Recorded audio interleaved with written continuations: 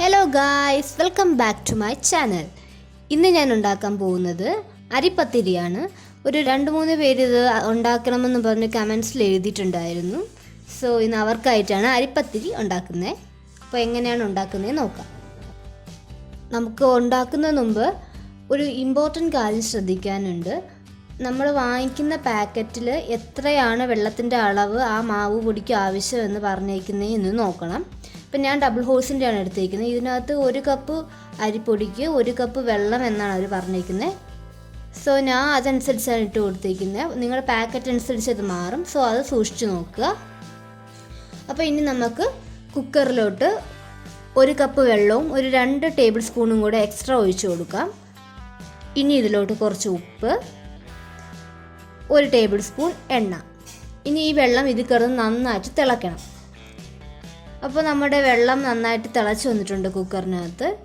ഇനി ഈ കുക്കറിലോട്ട് ഫ്ലെയിം ഒന്ന് കുറച്ചിട്ട് അരിപ്പൊടി ഇട്ട് കൊടുക്കുക. അരിപ്പൊടി ഇട്ട് അപ്പം തന്നെ നന്നായിട്ട് ഒരു സ്പൂൺ വെച്ച് ഇളക്കി യോജിപ്പിക്കുക. അതിൻ്റെ ആ ഡ്രൈ പാർട്ടിക്കിൾസിൽ ഫുൾ വെള്ളത്തിൻ്റെ ഒരു മോയ്സ്ചർ പിടിക്കണം. ആ രീതിയിലാക്കി. ഇനിയിപ്പോൾ നമ്മുടെ മാവിൻ്റെ എല്ലാ സ്ഥലത്തും ആയിട്ടുണ്ട് വെള്ളം. ഇനി നമുക്കിതിനെ പ്രഷർ ഇട്ട് അടച്ച് ഒരു 15 മിനിറ്റ്സ് വയ്ക്കണം. അപ്പോൾ അത് അരിപ്പൊടി അതിനകത്ത് ഇതൊന്ന് വെന്ത് കിട്ടാനാണ് നമ്മൾ അങ്ങനെ ചെയ്യുന്നത്. വെയിറ്റ് ഇട്ടതിന് ശേഷം നമുക്ക് ഈ കുക്കറിനെ ഒരു തണുത്ത ഒരു അടുപ്പിലോട്ടോ വേറെ ചൂടില്ലാത്ത സ്ഥലത്തോട്ടോ മാറ്റി വയ്ക്കണം. 15 മിനിറ്റ്സ് കഴിഞ്ഞിട്ടുണ്ട് നമ്മൾ ഈ കുക്കറിൽ അടച്ച് വെച്ചിട്ട്. ഇനി നമുക്ക് അത് ഓപ്പൺ ആക്കിയിട്ട് ഇതിനെ ഒരു കുഴയ്ക്കാൻ പറ്റുന്ന രീതിയിലുള്ള ഒരു പാത്രത്തിലോട്ട് മാറ്റാം. നല്ല ചൂടുണ്ട് ഈ സാധനം. അപ്പോൾ ഈ ചൂട് പോകാതെ തന്നെ ഇതിനെ നമുക്ക് കുഴച്ച് ഒരു ചപ്പാത്തി മാവിൻ്റെ പരുവത്തിലാക്കിയെടുക്കണം. ചൂട് പോയി കഴിഞ്ഞാൽ പിന്നെ നമുക്കത് കുഴയ്ക്കാനും നിരത്താനൊക്കെ പാടായിരിക്കും. ഇപ്പോൾ ചപ്പാത്തി മാവിൻ്റെ പരുവത്തിൽ ഇതിനെ കുഴച്ച് കഴിഞ്ഞിട്ടുണ്ട്.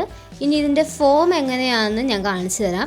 നമ്മൾ കുഴച്ചതിന് ശേഷം ഇതിൽ കുത്തുമ്പോൾ അതിലൊരു കുഴി കൂട്ട് വരണം. പക്ഷേ ആ കുഴിയിൽ നിന്ന് നമ്മുടെ കയ്യിലോട്ടൊന്നും പറ്റാൻ പാടില്ല. ഇനി നമുക്ക് പത്തിരി പരത്തി തുടങ്ങാം. അപ്പോൾ ആദ്യം ഞാൻ കുറച്ച് അരിപ്പൊടി തന്നെ ഇതിലോട്ടിട്ടു. ഇനി നമുക്ക് ഈ മാവിനെ ചെറിയ ബോൾസ് ആക്കിയിട്ട് ആ ചൂടോടെ തന്നെ പരത്തിയെടുക്കാം. നല്ല നൈസായിട്ട് നിങ്ങൾക്ക് എത്രത്തോളം നൈസാക്കാൻ പറ്റുമോ അത്രത്തോളം നൈസാക്കി പരത്തിയെടുക്കണം. നിങ്ങൾക്കത് നല്ല റൗണ്ട് ഷേപ്പിന് പരത്താൻ പറ്റുന്നില്ലെങ്കിൽ ഒരു റൗണ്ട് പാത്രം വെച്ച് അതിനെ കട്ട് ചെയ്തും എടുക്കാം. അപ്പോൾ നല്ല ഷേപ്പിൽ കിട്ടും. ഞാനിപ്പോൾ ചിലത് മാത്രം റൗണ്ട് പാത്രം വെച്ച് കട്ട് ചെയ്തെടുക്കുന്നുണ്ട്, ചിലത് ഞാൻ ചെയ്യുന്നില്ല. അപ്പോൾ ഞാൻ പത്തിരി പരത്തി കഴിഞ്ഞിട്ടുണ്ട്. ഇനി നമുക്കിത് ചുട്ടെടുക്കാം. ഇത് ചുടുമ്പോൾ നമ്മൾ എണ്ണ യൂസ് ചെയ്യാതെയാണ് ചുടുന്നത്. ആദ്യം തന്നെ ഞാനൊരു കല്ല് ചൂടാക്കാൻ വെച്ചിട്ടുണ്ട് അടുപ്പിൽ. ഇനി ഇതിലോട്ട് നമ്മുടെ പത്തിരി ഇട്ട് കൊടുക്കാം. പത്തിരിയുടെ ഒരു സൈഡിൽ ചെറുതായിട്ട് ഇങ്ങനെ കുമ്പള കണക്ക് വരുമ്പോൾ അതിനെ വീണ്ടും തിരിച്ച് ഇട്ട് കൊടുക്കുക. നമ്മൾ ഈ പത്തിരി ശരിക്കും നമ്മുടെ ഫുൾക്ക പൊങ്ങി വരും പോലെ നന്നായിട്ട് പൊങ്ങി വരും. ഇപ്പോൾ നമ്മുടെ പത്തിരി നന്നായി ഫുൾക്ക പോലെ പൊങ്ങി വന്നിട്ടുണ്ട്. സോ നമ്മുടെ പത്തിരി റെഡി ആയിട്ടുണ്ട്. പത്തിരി അപ്പോൾ ഒരുപാട് ക്വാണ്ടിറ്റിയിൽ നമ്മൾ ഉണ്ടാക്കേണ്ടി വരും, ചെറിയ ചെറിയ പത്തിരികളായതുകൊണ്ട്. നമുക്കിനി ഇതിനെ നല്ല ചിക്കൻ റോസ്റ്റിൻ്റെ കൂടെയോ ചിക്കൻ പെരട്ടിൻ്റെ കൂടെയോ ഒക്കെ കഴിക്കാം. നല്ല ടേസ്റ്റാണ്. ചിക്കൻ പെരട്ടിൻ്റെ ലിങ്ക് ഞാൻ താഴെ ഇട്ടിട്ടുണ്ട്. അപ്പോൾ അത് കാണാത്തവരുണ്ടെങ്കിൽ അത് കാണാം. നമ്മുടെ നല്ല സോഫ്റ്റ് നൈസായിട്ടുള്ള പത്തിരി തയ്യാറായിട്ടുണ്ട്. അപ്പം നിങ്ങൾ എല്ലാവരും ഉറപ്പായിട്ടും ഇത് വീട്ടിൽ ട്രൈ ചെയ്ത് നോക്കുക. ഇതുവരെ ഈ ചാനൽ സബ്സ്ക്രൈബ് ചെയ്യാത്തവരുണ്ടെങ്കിൽ പ്ലീസ് സബ്സ്ക്രൈബ്. ആൻഡ് നിങ്ങൾക്ക് ഈ ഡിഷ് ഇഷ്ടപ്പെട്ടുവെങ്കിൽ പ്ലീസ് ലൈക്ക് ദ ചാനൽ.